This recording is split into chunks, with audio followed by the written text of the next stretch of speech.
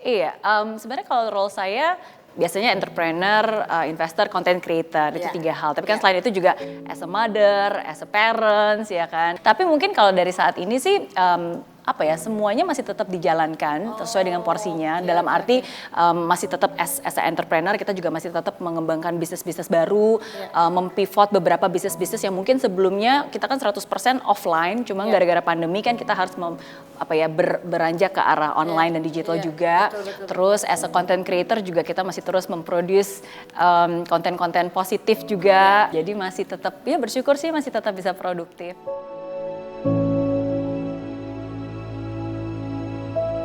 Iya. Sebenarnya wanita sejuta dolar itu saya bisa bilang kisah lama ya, karena kan itu udah terjadi dari sejak berapa tuh, berarti usia saya 26 tahun, bersyukur bisa dapat $1 juta pertama di usia 26 tahun. Jadi pada satu pencapaian yang di Singapura, dan karena hal itu cukup diingat oleh banyak orang, dan akhirnya itu juga yang selalu terbawa sampai hari ini gitu. Jadi makanya kalau ingat Mary Riana ingatnya si wanita $1 juta gitu.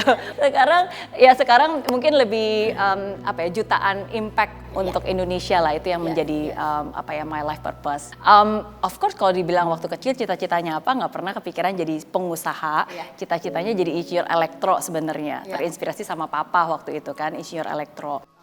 Terus bukan berasal dari keluarga yang kaya raya sampai kayak konglomerat, itu juga enggak.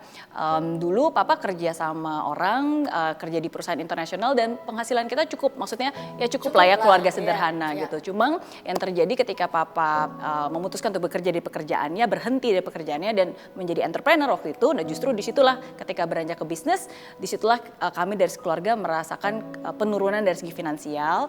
Terus ditambah ada kerusuhan, ditambah ada krismon, jadi ada banyak hal yang terjadi. Dan nggak pernah kepikiran bakalan sekolah di luar negeri, nggak pernah kepikiran bakalan punya bisnis sendiri, apalagi punya bisnis di luar negeri gitu.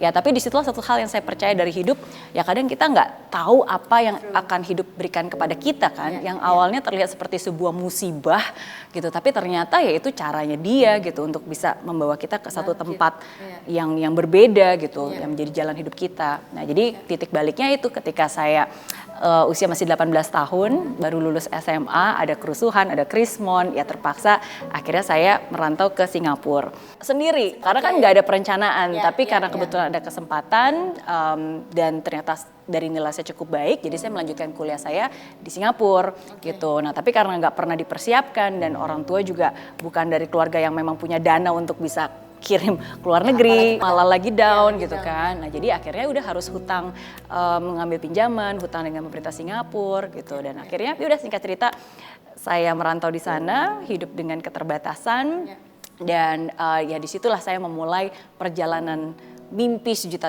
saya. Yang pada saat itu awalnya saya nggak tahu harus ngapain, nggak tahu harus mulai di mana. Yang awalnya mungkin saya merasa berkekurangan, nggak bisa bahasa Inggris, ya kan, uang juga kurang, penampilan juga kurang, kepercayaan diri juga kurang kayak saat itu gitu kan. Dan pada saat itu juga lebih sering menyalahkan keadaan gitu. Namanya juga anak remaja masih labil, tiba-tiba sendiri kan.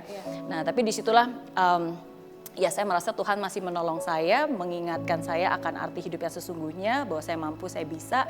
Dan disitulah akhirnya saya mengubah, kalau sebelumnya saya ngeliat kiri kanan, ngeliat keadaan, saya mencoba untuk melihat ke depan, berani bermimpi besar.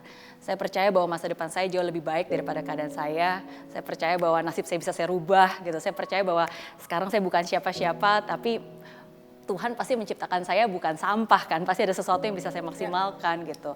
Nah jadi berawal dari ulang tahun ke-20, saya punya mimpi dan saya buat target, pokoknya sebelum saya ulang tahun ke-30, saya harus sudah punya kebebasan finansial, bayar hutang, jadi orang sukses, jadi orang berhasil gitu. Dan saya janji, pokoknya kalau saya balik ke Indonesia, saya harus kembali jadi orang yang sukses gitu.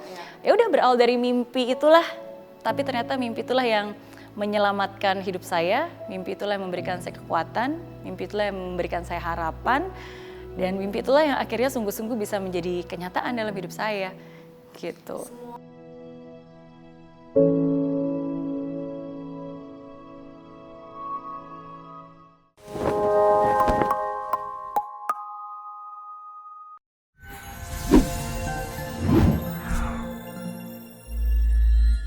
Di aplikasi Mary Riana tersedia lengkap video-video YouTube terbaru saya, artikel yang up to date, quotes inspirasi, koleksi merchandise, workshop dan seminar yang bisa kamu dapatkan free dan download sekarang juga gratis.